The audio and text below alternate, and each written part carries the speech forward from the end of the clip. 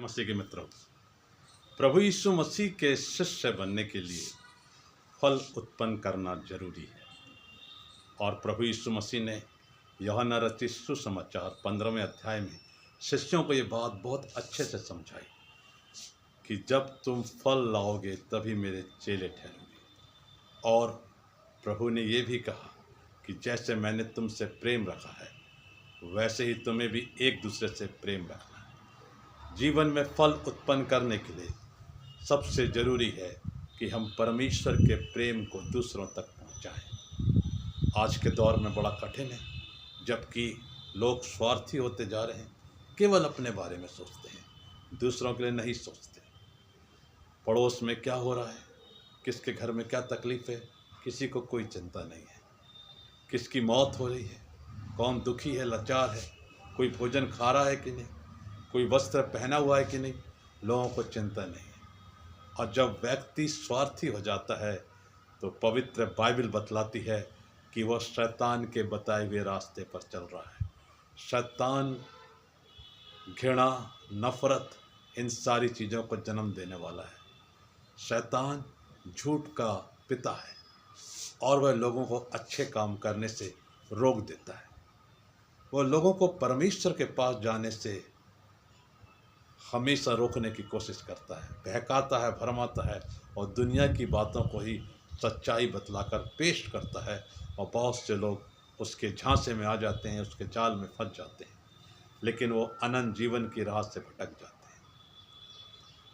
फल उत्पन्न करना अर्थात रिजल्ट ओरिएंटेड होने के लिए प्रभु यीशु मसीह के शब्दों में 3 बातें बहुत ज़रूरी है।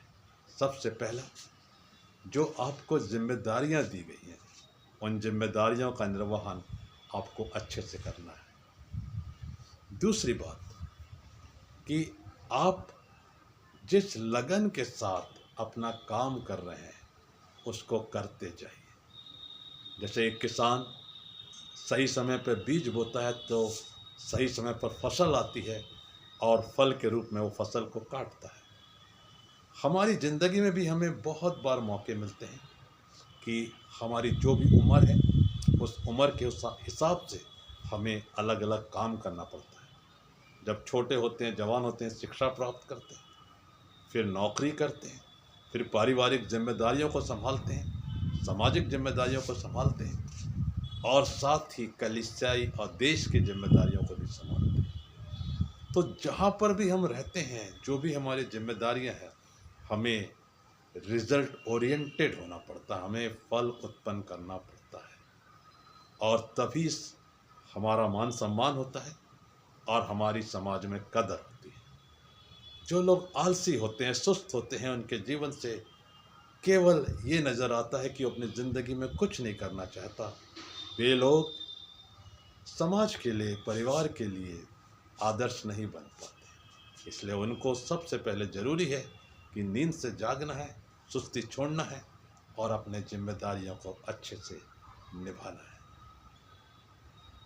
तीसरी और महत्वपूर्ण बात जो है वो ये है कि आपके ज़िंदगी का जो आपने मकसद रखा है, जो लक्ष्य रखा है, वो आपको निरंतर निरंतर प्राप्त करने के लिए चलते चले जाना है, प्रयास करते जाना है।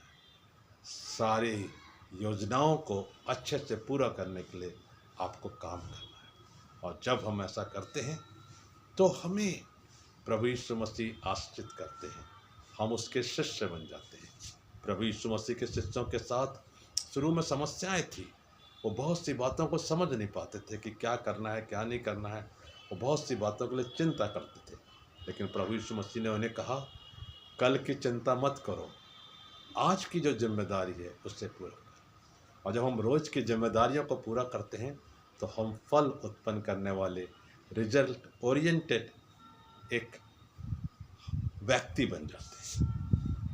और ऐसा होने पर ना केवल हमारे द्वारा दूसरों को लाभ पहुंचता है, हम दूसरों के लिए इंस्पिरेशन के कारण बनते हैं, परंतु हमेशा हम लोगों को आगे बढ़ने में मदद करते हैं। दुनिया में बहुत से लोग हैं जो अपनी ज़िंदगी के द्वारा दूसरे लोगों के लाभ का कारण बने हैं। वो हमेशा कुछ ना कुछ करते रहते हैं और उनके प्रयासों से उन्हें सफलता मिलती है, फिर वो दूसरे लोगों के लिए दरवाजे खोलने वाले, मार्गदर्शक और पथ प्रदर्शक बन जाते हैं। इसलिए मुझे और आपको याद रखना है प्रभु यीशु मसीह के इन शब्दों को कि जाओ और बहुत सा फल लाओ, तभी तुम मेरे चेले ठहरोगे। परमेश्वर पिता इन वचनों के द्वारा हम सबों को बहुत बहुत आशीष दे। आमीन।